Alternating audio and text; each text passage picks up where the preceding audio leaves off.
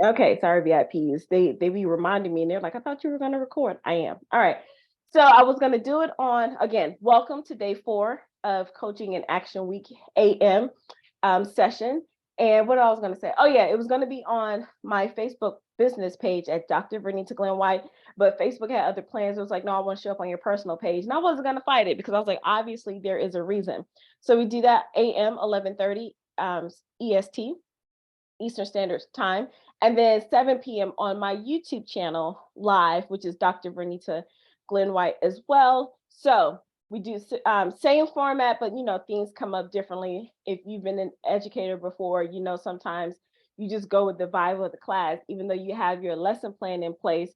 But it just depends on who's in the class and what questions are being asked, so forth and so on. My VIPs have been rocking with me. Some of them have been shy to come on camera, but they've been submitting questions, and I am so grateful for that. So we've been talking about the path to possibilities. If you are new to me, if I just popped up on your feed and you're like, well, what's happening? Well, we are talking about the path to possibilities, and I'm showing you an example, not an example, but I'm doing a coaching in action week, teaching on some topics, my F bombs that I've been dropping all week, and I'll do a quick overview of those before we dive in. But I've been sharing like why I got into really starting with life coaching. I've been doing this behind the scenes with people. It's kind of like if you know, kind of things. People have been seeing my posts and things. They're like, well, are you really, doing this? How is this happening? And it's been a lot of private one-on-ones or really, really small groups that I've been working with. But now it's like I'm here to be out here for the masses, those who want to be on this train with me. My mission in life is I've transitioned from teaching like mathematics, leadership, and all things in the education profession to now transformational coaching, which is mindset, beliefs, how the brain works, how to get the results in your life that you know that you deserve, or remind you of that and take you along the path to get those results. I am a little different. I like systems, frameworks, and processes and strategies. I like practical things. I get that from my mom. And so my coaching style is a little different. I do actually teach when I coach, but then I also, because of the educator in me, walk you through the steps so you can get the end results. And again, instead of mathematics, now it's just all things life. And I won't go into all of the breakdown, but I realized, and I set up a curriculum with 12 areas of life. I didn't come up with these 12 areas of life. They've been out there. I think some people who I don't invented Precious Moments, or that's their company. Y'all know Precious Moments, Hallmark. They do a whole thing on 12 areas of life. And I was like, oh yeah, that's really cool. I want to, learn more about that. So in this session, I only talked to you about 5 of them and how to maximize your possibilities in those areas. But I was like, I need a curriculum. I need something to hold on to. And well, you know what? I was going to save that story for the end. Let me go ahead and jump into that right now and just share. Is everything up? Yeah, and share that story. Well, not really a story, but let me just talk. So some people may say, what makes you different, or why should I trust you? Now, that's one of the questions. I'm jumping ahead. That's one of the questions, somebody slid into the VIP group, you know, they wanted to ask that question. I was going to put it into the Q&A that I'm going to do at the end of this teaching, but it's coming up now. So let's talk about it. So what makes me different? I want you to think of this scenario because I'm not here to prove anything to anyone. But for those people who are usually attracted to me are people who are highly credentialed, highly educated. Well, not even say highly, they went to college. A lot of people, went to college. I'm not saying I'm only for those people, but because that's been my true life experience, a lot of my references are associated with that. And because I am credentialed, and not to brag, but I do have credentials, people are like, oh, okay, you might know what I'm talking about just a little bit more. So I tend to attract those type of people. Excuse me, turn the fan. These bright lights in here. So and think about this. If you've gone to college and you remember when we used to look in the catalog about different classes, especially our gen ed classes, and it's like sections, like maybe it's 3 sections or 4 sections of the same subject, and each section is taught by a different professor. They're all teaching, let's say, mathematics, but it's like, I think I want to go to Professor A. Well, I heard something about Professor B. I just kind of like the way Professor C, does the um, talk to us. I heard about Professor C and how they talk to the students in class, or I heard Professor F was like really strict. So it's similar to that. So it's not about, well, who has the best material. Now, some things are divinely inspired and downloaded that's fresh off me, but I had to have something to work with, just like teaching mathematics. I didn't come up with math. I didn't invent that. So it's like, here's this topic, and it's a whole bunch of people that teach this, but my approach to teaching is different. I may have some different insight and experience to do that. So that's one way I want you to look at it. What makes me different? And some people say, well, why are you talking about like and these are just some comments that I've had. If it's not about like certification or your credentials, why do you lead with that? And I was like, okay, fine. If you think that's what I'm standing on, first of all, I'm a woman. I have those experiences. I'm a Black woman. I have those experiences, and I'm a millennial. So those are my superpowers. And I get that from one of my coaches when I was going through. It's like, well, who am I outside of my credentials? Although I own all of my credentials and certifications, but who am I? What are my superpowers? If I was stripped away from all of those, who am I? I'm gonna always be a woman. I'm gonna always be a Black woman. I'm gonna always be a millennial.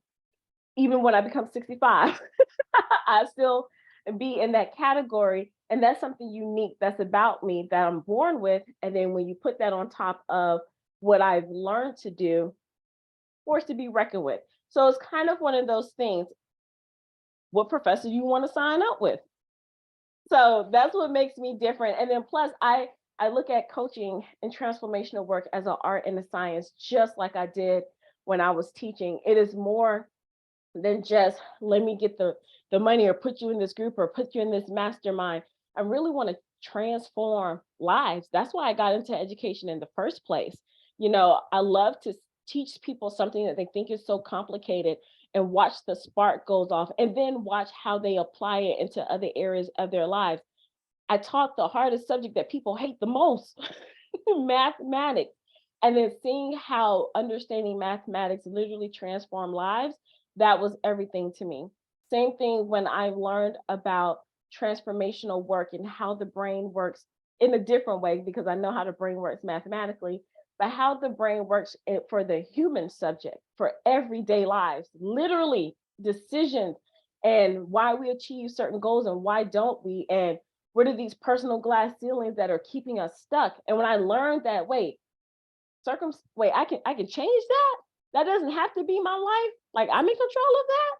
And I use control loosely because I do believe God has the power to control everything, but he does give us free will and tools to help us navigate through the life that he already created for us. I believe that.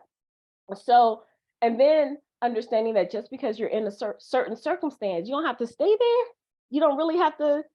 You like, they say you play with the, was it, you play cards with the hand you're dealt with, but you mean to tell me I can put the cards down and reshuffle? So I love all of that. And then now I'm learning to take my approach and spin to that. All right, so I wanted to address that question right there. Boom. And then we will have Q&A today. Like my VIP sent me questions because they allowed me yesterday to just jump right into talking about the membership. So I am going to do the coaching in action, and we have some really good questions. All right, so to recap, focus. That was the first F-bomb. Focus your awareness. I said, focus on what you don't want, but really focus on what you do want. Spend some time to live in that space, get that feeling in your body of what you do want. Then I wanted you to adopt a mindset or start shifting your mindset towards that possibility. If you couldn't, if you had trouble believing it for yourself, like you see it, but it's like, I don't know if I can have it, then start adopting the mindset of someone else that has already achieved it until it becomes yours, until you own it. And then you put that mindset into practice. So then once you do that, we had to find our truth. The second F-bomb that I dropped on you, find your truth.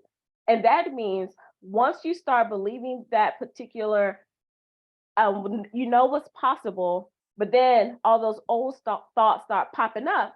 And it's like, whoa, we got to go deal with that because now it's like chaos in the head. So we dealt with the circle of chaos or the circle of confusion, and we took it out of our head and laid it on paper. And we had to identify the true meaning behind why do we allow these patterns to happen in our lives. And then once we laid them out and we got to part of the root cause, the third F word was flip. We had to flip the script that we were telling ourselves. So not only did we have to challenge an old outdated belief, then we had to look at it and say, well, once you challenge something or throw away something, you have to replace it because if not, or replace it with something positive, because if you don't, the old thing will jump back in your mind. I remember a long time ago, we were at a youth conference and my mom was she wasn't in charge of it because I won't get into that story, but we were at a youth conference and there were some guest speakers or guest pastors or whatever coming in and telling all of the young people to, get rid of listening to your music, bring all of your CDs, and back then it was CDs, excuse me. Back then it was CDs. Bring all that stuff and put on the altar. Some of the clothing that you're wearing is not of God. Come bring it. And y'all, I wish we had look, if social media was hot back in the day, it was like piles and piles of stuff. All you men that are wearing earrings, take them out, lay them on the altar. And my mom was looking like this some foolishness. And she was looking at because it was like youth from all over coming in. We were at our home church, and my mom was kind of looking at some of our youth was like, "Don't y'all move," but some of them were like, "No, I'm here. I'm sold out. I'm putting all my stuff out here on the altar," and things like that. So then my mom was saying, "Okay, you asked them to give up stuff. What are you replacing it with?" And they were like, "What do you mean?" And my mom said this, and they didn't believe her. And it came out to be true. They said, if you don't give them something in place of what you took away, they're gonna end up worse than how they started. Not saying that my mom was calling us kids bad, but you know what I'm saying. And sure enough, within a couple of months, the boys came back more tatted up, pierced up, clothes were even more out there. The music got more intense. It was just, it magnified because it was like you told them to remove something, but you didn't replace it. You didn't fill them back up. So they just revert to what they were used to and it 10x. So that's what I mean about when you change and get rid of those old thoughts, you have to replace it with something. So that's why I said flip the script. So I'm not saying just throw away all of your thoughts. Start changing the story that you're telling yourself because you may not be ready to hand something completely over. But if you can start thinking of changing how you approach that situation or how the lens that you're looking at it with, then we can start that process. So it's not sometimes for people, it's not that immediate. Some people can like quit smoking cold turkey. Why do we say cold turkey? I need to look that up. Some people can quit immediately, nothing, and I'm done. It's a decision. But then some people, I made the decision, but I need some support. So maybe they get the patch or they have to go to a support group and things like that. So that's where we went to flip the script. And then we went through a process of where we had to release some things. I asked you 5 important questions. I hope you did your homework. That's one reason I do talk about the membership because it's not just out here learning stuff. I want to make sure that you implement and then be able to hold you accountable. Like you're going to show me your homework, like how you did in class, and there's no hiding. All right. So today today we're going to talk about another F bomb. We're going to talk about flexing. So I'm going to show my picture, my visual of flexing. Don't laugh.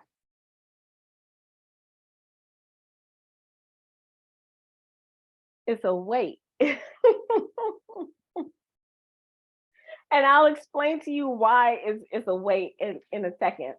So when we're talking about your path to possibilities, this is not only about just trying to reach a goal. I really want you to imagine what else is possible for your life. Like life could be good for you right now, and that's something I want to address when it comes to coaching. It's not about, well, my life is down in the dumps, so let me go get a life coach. It's not about that. Do you know that tutoring A lot of people who go to tutoring, what tutoring is supposed to be is for the students to stay ahead, not really for the ones that fall behind, although that is how it's really working in most cases. But honestly, tutoring is to make sure that the gaps that you're ahead and that you stay ahead so you don't fall behind, and it's a reinforcer. Okay, so I want to put that there. So even if your life is great right now and you're like, well, I don't need coaching. Well, is your life phenomenal? Is there something that you still want to do you have not done? Could you be doing more? Are you resting on old accomplishments? Very possible. And if you're resting on old accomplishments, then you're not reaching your full potential, and there's a chance you're going to die and you're going to be full.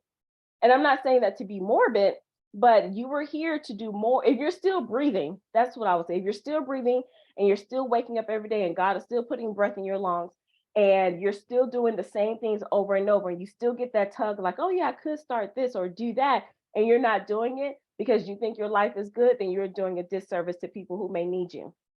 And I'm going off on this tangent, but somebody needs to hear it. So here's an example. I know sometimes we think automatically jump and go start a business or leave your job. It's not always like that. Everyone, again, does not need to be an entrepreneur. If you are a vice president or CEO of a company and you get this feeling in the pit of your stomach that you could be doing more, then if you're already a CEO of a company, that doesn't mean I'm going to step out of my position and start my own company. Maybe what you are supposed to do is go down to a community center, invest in that community center and revive it, or maybe start your own nonprofit, something like that. Maybe your work is being in your community. Maybe it is helping families that don't have, I don't know, food or access to health care. Or I saw something on TV where this mission, they were making sanitary napkins for the girls in Africa. It could be something like that. I mean, you don't, not that specifically, but it's not always something where you think, oh, well, let me go start my own business. That's not it. It could be you something that's related to who you were born and created to be. So I just want to put that out there. All right. So when I say possibilities, don't let your possibility automatically jump to I got to start a business. No, I can't answer that for you. No other coach can answer that for you. You have to take the time to sit with yourself and get in tune with your star player, and then you show up with the coach like, okay, there's a reason why I have this. I'm having some blocks and issues that I can't get there, and I want to address it. All right, cool. Now we're going to jump into flex. This one is also short. Now, this one is flex your bounce back muscles. After you've gone through and flipped the script and you're back on the path, now it's time for you. And this is why I said this is one of my favorite days, because now we've got some momentum. We've done some heavy lifting. And if you've been with me, go back and watch all of the replays. We had to do some work, right, to get on the path, to make sure we stay on the path. We dug out the path. And now we're either at the top of the mountain or we're like, okay, we got some momentum. This is where people fall off. We get momentum, we get all excited, we clear some things, we take some steps, something happens and it knocks us back down. And then we have to start all that process over. And then we spend so much time in steps 1, 2, and 3 that we never get over the hump. And that's because a lot of us, our muscles are in atrophy. Our bounce back muscles are in atrophy. Bounce back, I learned this from my coach, another word for being resilient. A lot of us are resilient, but being resilient in what areas? You can be more resilient in your finances than you are in your health and wellness. You can be more resilient in your career than you are in your spirituality. So don't think just because and this is the thing, don't be so hard on yourself if you're like, man, I am really good over here. I shouldn't be struggling over here. Don't shouldn't yourself, because that's not always the case. Your muscle is weak in a particular area, but the good news is you can strengthen it. So that's where the flex comes from. See what I did there? That's where the flex comes from, because now you have to put in the work. Now the endurance has to kick in, the mental endurance. See where I'm going?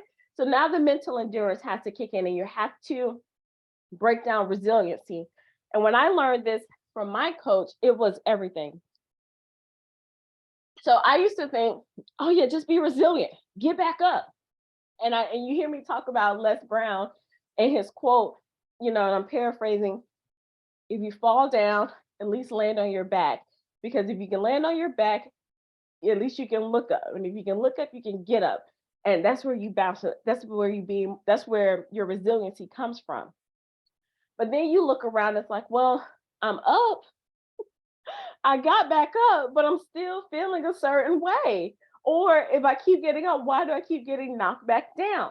Well, let's break down resiliency. I'm going to share all 9, and then I'm going to highlight 4 of them. So remember, I'm not holding anything back. I'm going to share all 9, and then we'll break down 4 of them. So think of this as if you're going into a gym and you are training your whole body. You don't go in on the first day and do everything. You don't work on your arms, back, legs, then your abs and all of that on one day. If you do, your body hurts and you're out of commission for a couple of days, because you're so sore. When you see people who are in great shape, they break things down and they isolate muscles and work on those and give them time to rest and breathe and then work on something else. So when I give you these 9, don't think that you have to go work on them all at once.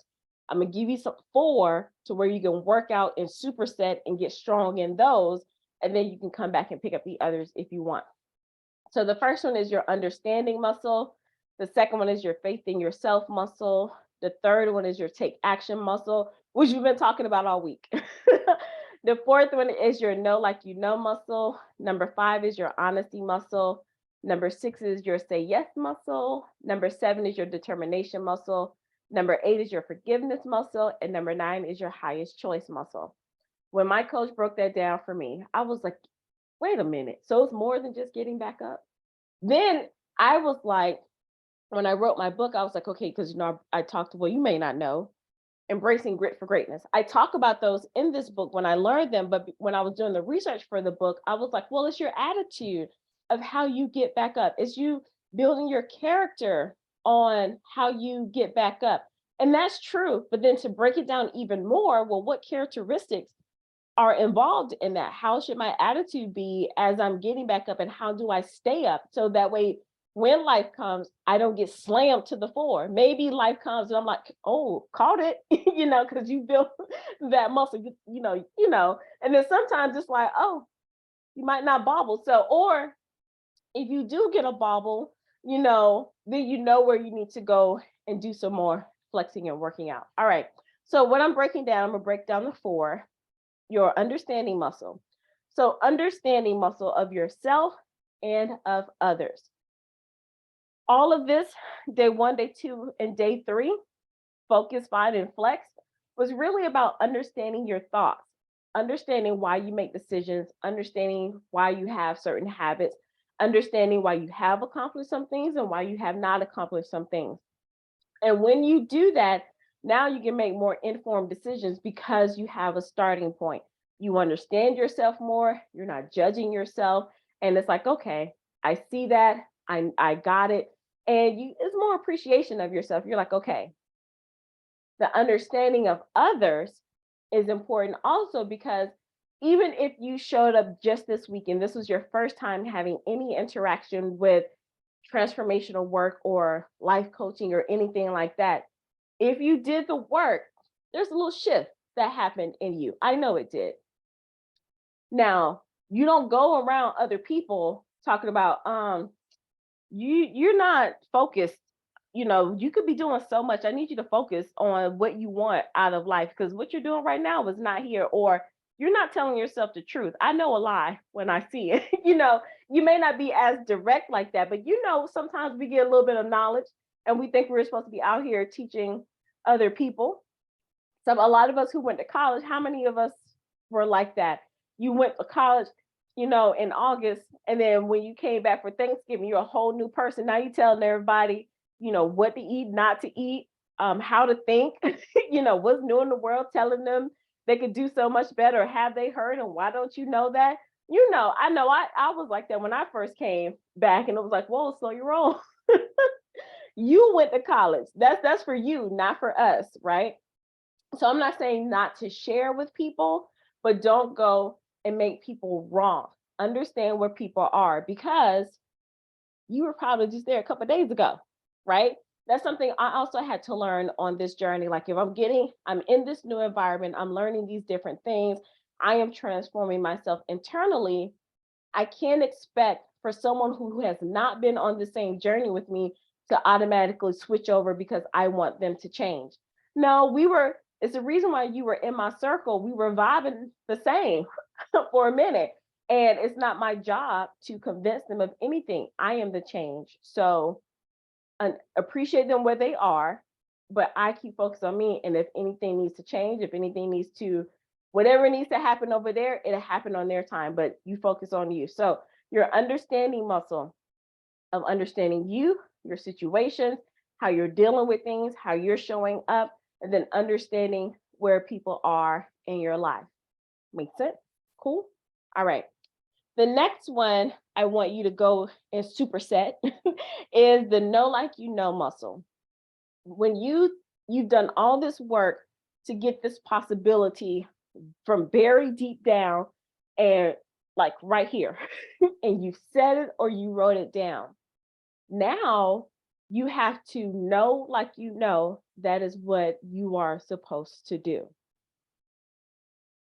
When we were going, I'll tell you this story, and a friend of mine shared this with me.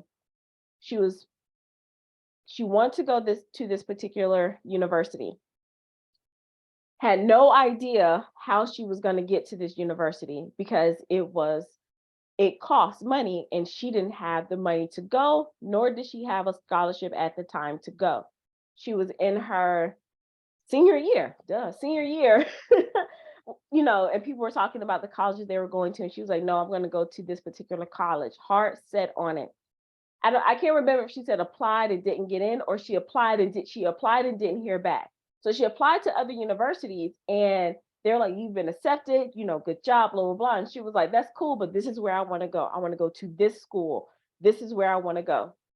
And everyone was telling her, "Well, you haven't heard back from them. Just pick a school. It doesn't matter." And she was like, "No, this is where I'm going to go." So then the deadline was coming. It was like, "You need to make a decision." She was like, "I'm going to this school." And they're like, "You haven't heard anything from them." She was like, "I'm going." So then I think she got accepted. But then it was like, "Well, where's the money going to come from?" Because at this point, all the money is out. So how are you going to get there? She was like, "I'm going. I know that I'm going to this school." All of this, housing is gone. All of these things happened that should have told her to say, "You know what? Don't worry about it. I'll just go to one of these over here." But there was a knowing in her. And long story short, because it wasn't a short process, this was like months leading up to, I think, the day classes were going to start or something like that. She ended up getting everything taken care of for her to go to school and to get housing. So she had a knowing even before all of this, knowing about all of this work at a young age, 17, 18, she knew like she knew she was going to go to this school. So I want to ask you, how many of you have been in a situation where you knew something, like even when you were younger, you knew it. I know I'm going to have this. I know this is going to happen. And you stayed true to that. That is what that muscle is. And I think a lot of us, as we've gotten older, that muscle has been in atrophy because of certain life situations, or, our attention, our not attention span, our ability to wait has gotten shorter. We want things fast, quick, fast, in a hurry, when it has not been like that all of our lives. So I don't know why when we become adults, we expect things to happen, magically, in an instant. So go back to a time where you've held on to something and you knew it. You don't always have to go back as a child. For some people we may have to go back, but think of in your early adulthood. Was there something you knew you were going to marry a certain person? You knew you were going to get this opportunity. You knew you were going to speak at this place, things like that. So like and once you remember that feeling, tap into that again and start understanding what that felt like and start building that muscle. All right. So the third one I want to talk about is your take action muscle. So taking action, I'm going to add to that radical and what did I write? Massive. radical action and massive action. So for my high achievers out there, this is where I'm coming from for you. Because for other people, we say, well, take action. It's like, okay, let me do something.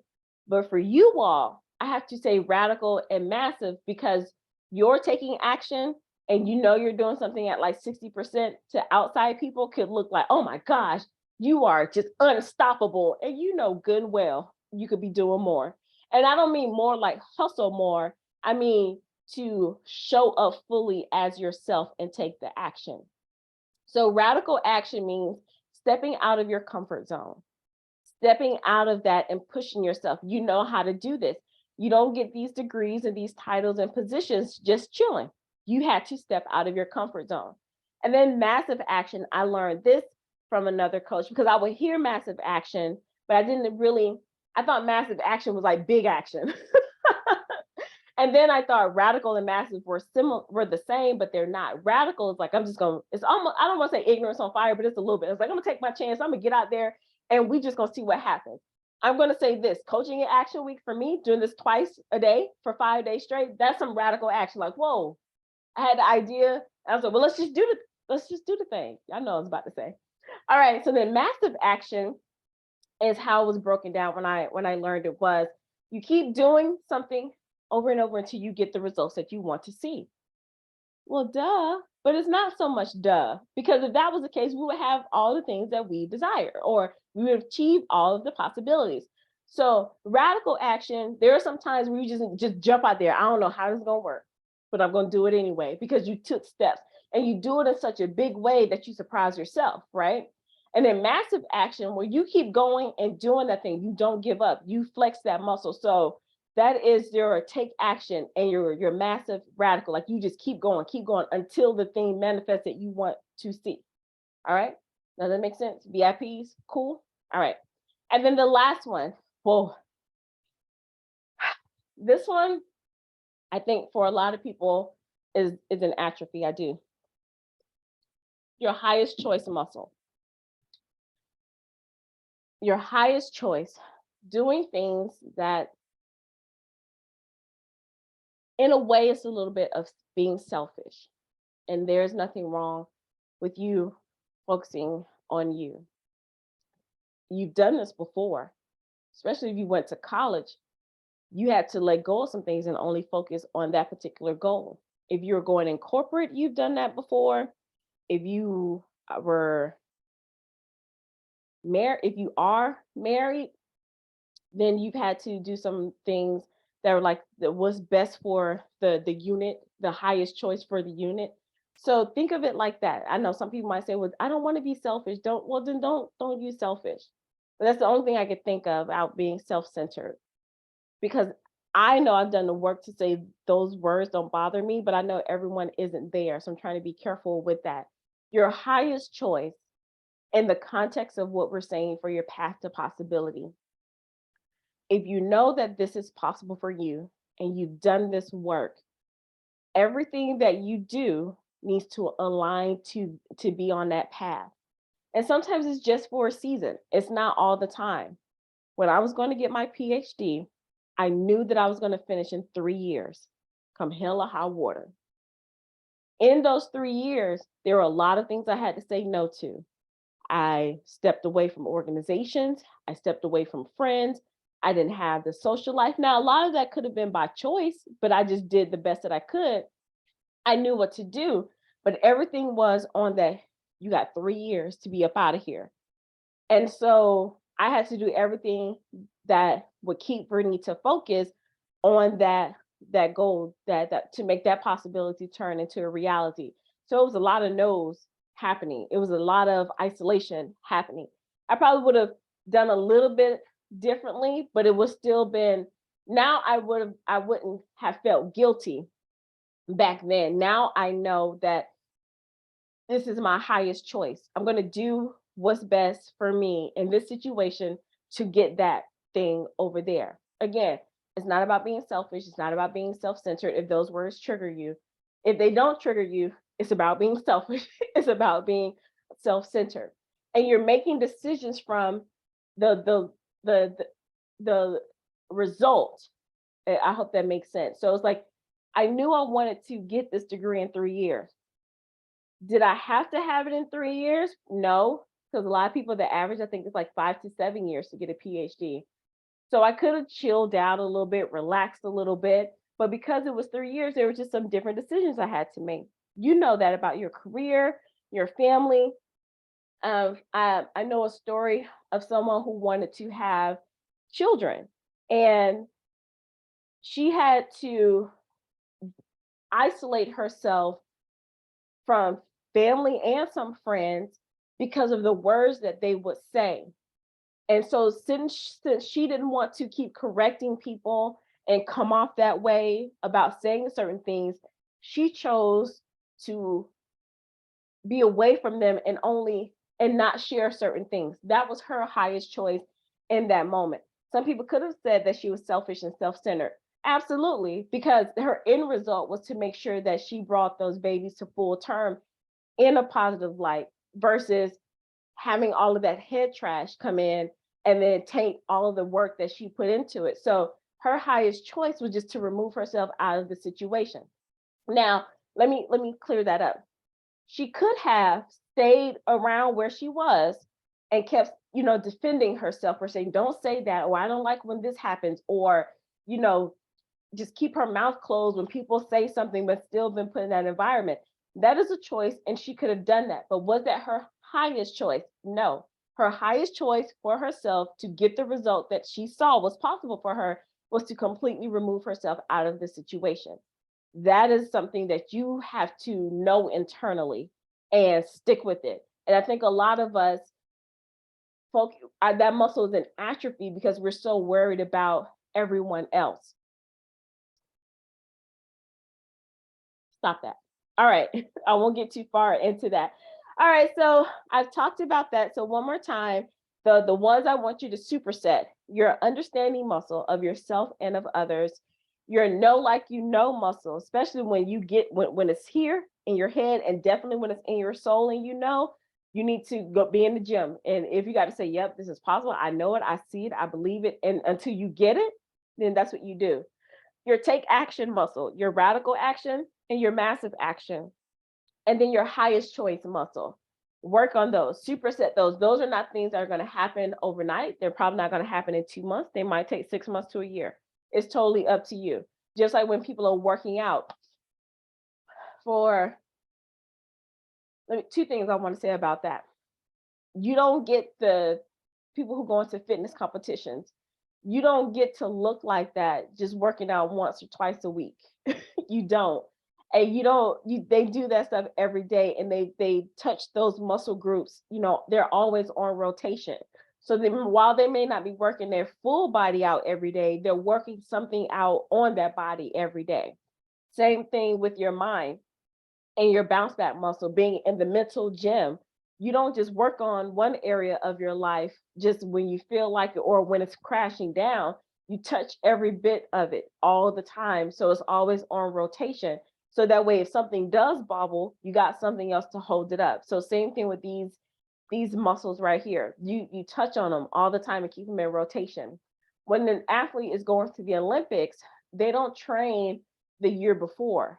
They train the all well, pretty much all their lives, but definitely at least 4 years, 3.5 years out, they start, So it's like, why do you think just because everything may be good right now that you don't have to keep working on yourself? And when I say working on yourself, I'm not saying like, you're dredging up old stuff and to clear it out. I mean, you do it when it comes up, but you should always be, checking in with yourself like, okay, let me pick up a box, or let me see if I can put something over my head, or let me walk and see if I still got it a little bit. Same thing. Let me see if I put myself in this situation, will I do what's best for me? You run these scenarios through your head and check yourself. All right. So I'm going to end with that because we have some questions from that came in from our VIPs. So let me take a breath, let all that sink in, let you process. And then while I'm letting you process, go ahead and start thinking about what you're going to work on. Which muscle are you going to start working on today? All right. Q&A time. VIPs have sent me some questions. And I'm like, these are pretty good.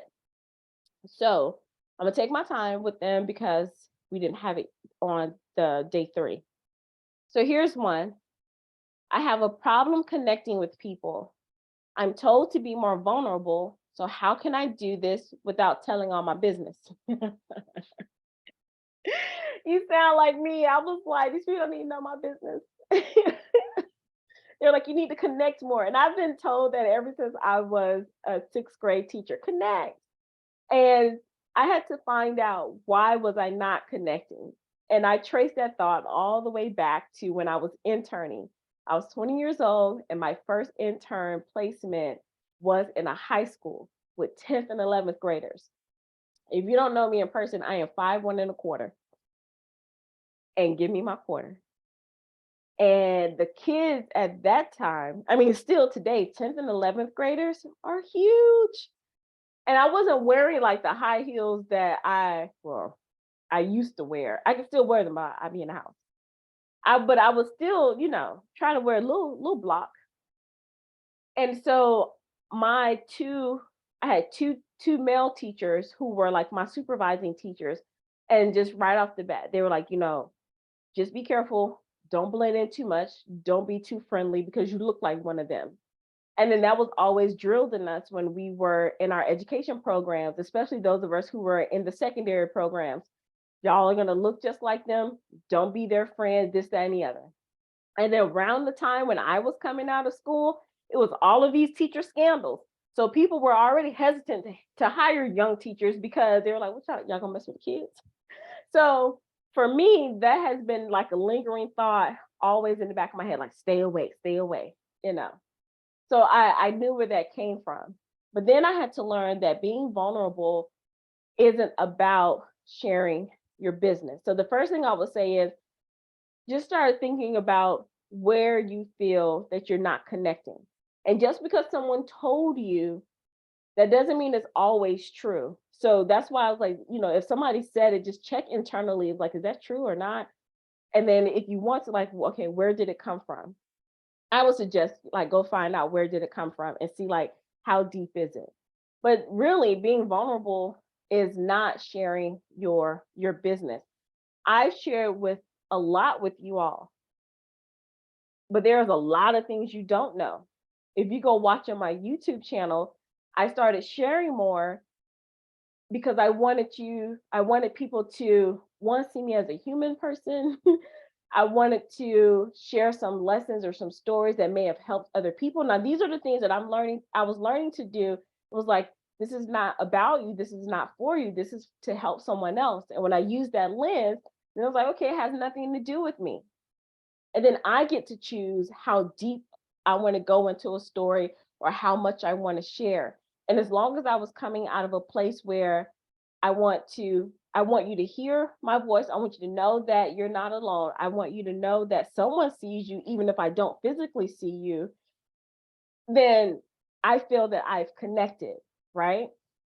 It's a difference between coming on. I think I did this transparent moment from day one. I think I just came on and started teaching about the topic. We were done in like 30 minutes versus how I started on the night class of day one, sharing a little bit more and talking about what I wanted you to get out of this week and talking about, yes, I do have a membership and what it could help with, what it the benefit could be for you. But even if you never did that, this is what I want for you tonight, today. And then I'm gonna share a little bit about why I started all of this. Then we're gonna get into the teaching. So that's still also being vulnerable. So one, don't let anyone make you feel bad about your level of connection. You you figure out what it means to connect, and then you do some work on yourself, and then don't feel like you need to share your business because no one wants. People say your message somebody's is your message in a way. One of my coaches, don't be out here bleeding on the stage. Another one of my coaches, don't be bleeding in the water because then the sharks are going to come. All right. Meaning that you share too much, then people are going to take it, spin it, and then really come after you. So you share what you are comfortable with sharing. All right. So I'll leave that. If I need to go a little deeper, then let me know. Number two, I want to start a business, but I don't know where to start. Oh, I'm laughing because I said, wait a minute, we're not doing this on day four, especially my VIPs. I did do a follow up with them. I was like, whoa, whoa, whoa, you know, you don't get to do that. What do you mean you don't know where to start? So we're gonna take I don't know where to start out. So I asked them, I said, oh, let's back up. So I asked, why do you want to start a business? And then they said for more freedom and flexibility. So before I answer, I'm not going to answer that question because I told them I'm going to address the why, because I feel that me addressing this freedom and flexibility part, that's part of the reason why they haven't started. So let me explain. A lot of times people say I want to start a business for more freedom and flexibility. And the reason why I stopped them there is because I heard something. I was listening to a podcast and it made so much sense to me. And I was like, I'm going to tell my people. And because I used to say that, I was like, it doesn't make sense anymore. And I want to keep it to myself. Where you are right now in your current job,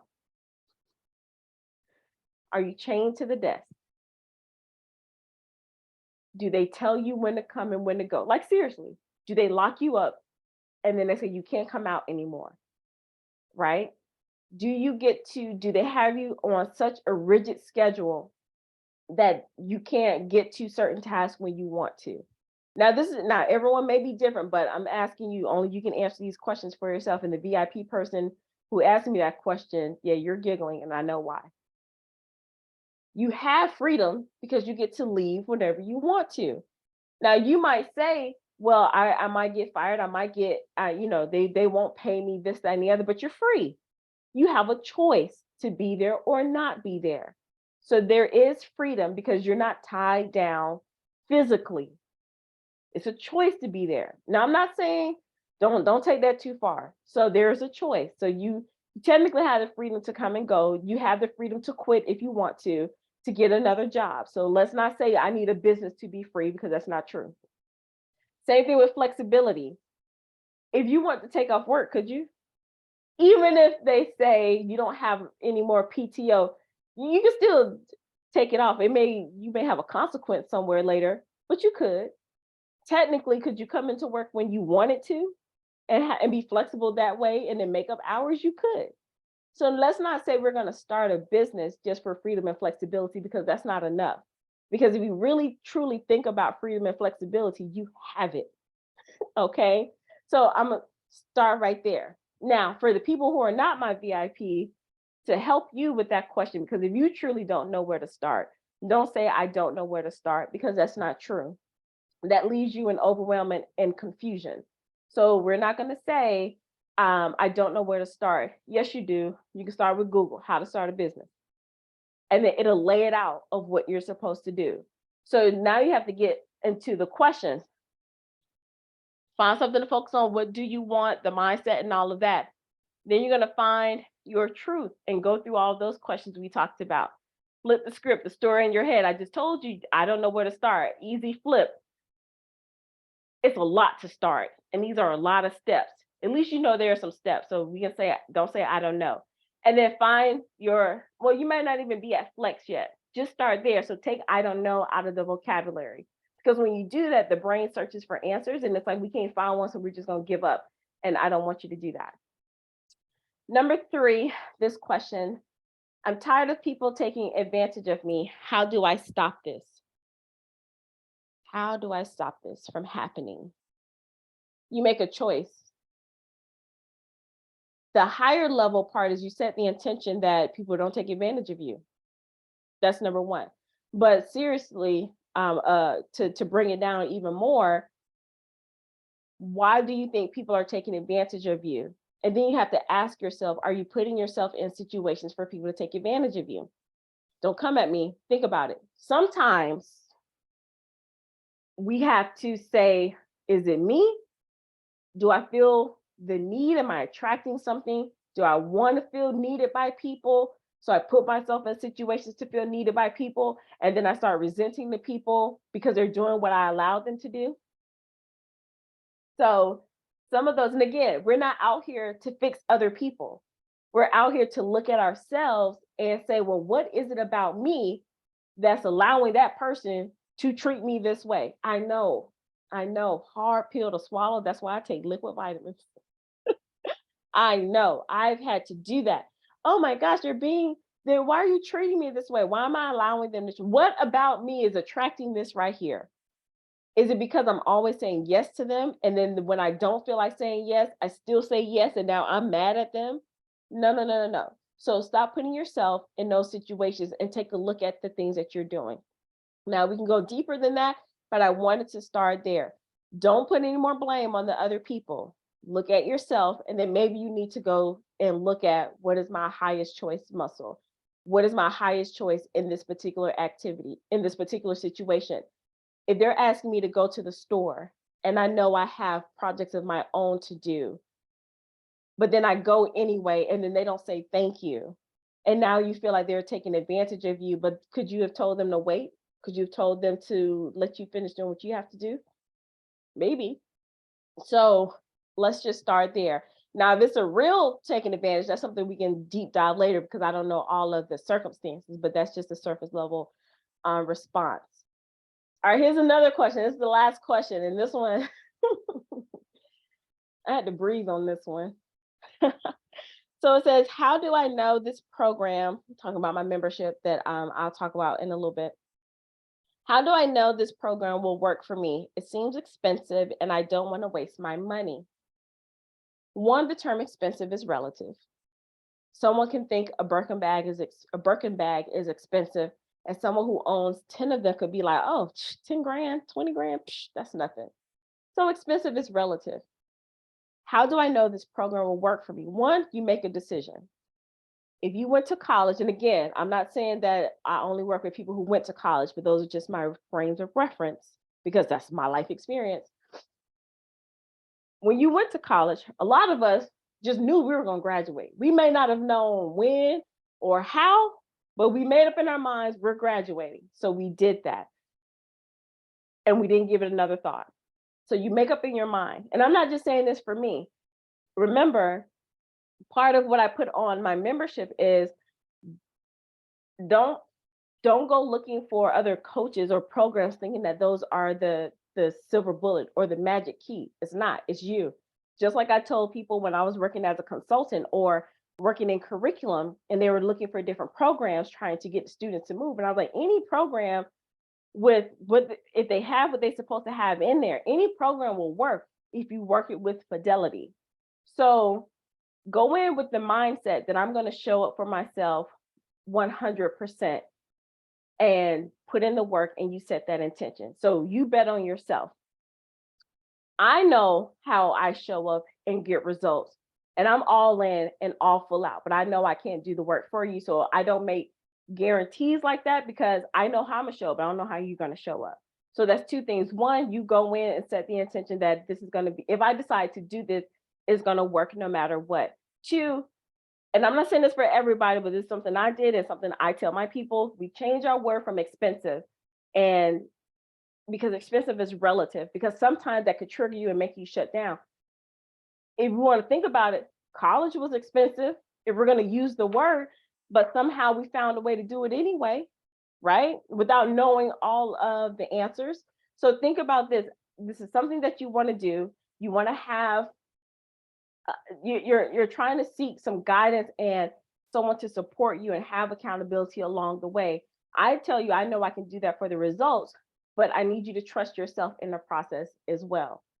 And then so I don't want to waste my money. That's already putting a negative spin on making a decision. That's already a barrier that you're putting in place about wasting your money. Nothing really is wasted when you're thinking about it. You put something in an investment. I think sometimes when we invest in something, we expect the seed to we expect that ROI automatically. But when we went to college, when we signed up for our first class, they didn't hand us our degrees. When you plant something in the ground, you don't come out tomorrow and be like, all right, plant, show up. All right, tree, all right, apple, show up. So I'm not saying that to say to make you come my way, but I want you to change your thought about what it means to invest and how you talk about wasting your money. Nothing is wasted. You're putting an investment for for your life to change, for you to get accountability, for you to move past where you've gotten stuck. If you already had the life that you desired or you accomplished the goal that you've already accomplished, I wouldn't have crossed your path. You would be looking, someone else would have crossed your path for a different time frame of your life, if that makes sense. If you're searching for something and anyone has come across your path, that means you're not quite there yet. And I truly believe in the term, when the student is ready, the teacher will appear. I may not be the teacher for you, but there's something about what I'm talking about. Your inner soul wants it. So don't think it is a waste of investment. Go towards that, even if it's a different coach. So change your thought about what's expensive, change your thought about wasting money, and think of, I'm investing in my future because I want my life to shift. I want to transform, and I need support and accountability to do that. And I need some tools to help my brain stay focused. All right. So let me see if anything else. All right. So what I'm going to do there, my membership information is available. I would suggest you download the, what you call it, the brochure, and that information is in the description or it's on my link tree. Because of time and because I really want to answer the questions, I did extend the founding members to March 5th, because VIPs in the class on day 3, they asked me, it was like, all right, Dr. V, can you extend it? Because it was going to be the 26th. So I extended, and now it is March 5th. So the investment for founding members is $247 a month for a 6-month commitment, or you can pay in full, and that information is there. And then you have an opportunity to upgrade to get one-on-one time with me for the duration of the membership. That price does, all of those prices across the board, they do change after March 5th. But again, I did extend it because this was Radical Action Week for me, and I wanted you all to see what would be kind of like, what would you get? So there is teaching, of course, with tools and strategies. So not just me talking, but tools and strategies. There is accountability. There is like questions. So I know I'm asking questions because that's my VIPs don't want to come on camera.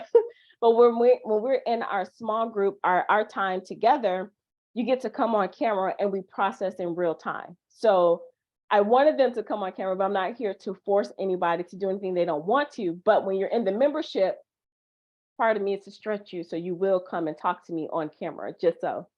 And that's what you want to do. So, and we process. So you don't just submit questions and I answer, but I do want to walk you through a process. So you do get that.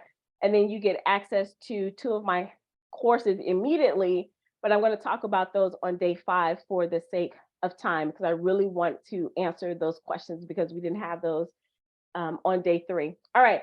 So that's all I have for you. I will, tomorrow, I'm going to talk, I'll show you all the information about the membership and what you get, and then we'll go into teaching. So we'll switch the order a little bit. All right. We are almost finished. We are wrapping up. We're sliding into home. So day 5. So we're coming back to day 5. That is what we built this up for. We've been on the path of possibility. Now it's time to get into our pot of platinum at the end of the road. So remember to go back and focus, find, flip, and today we are flexing muscles. All right. Thank you so much for listening and learning with me. I can't wait to see you all on the finale. And as you are wrapping up or starting your day or ending your day, remember that the world needs you to be well within your body and in your mind, to be empowered with every decision that you make, to be bold in how you use your voice, and to be brilliant. Until next time. Bye. All right, VIPs. Want to stop it.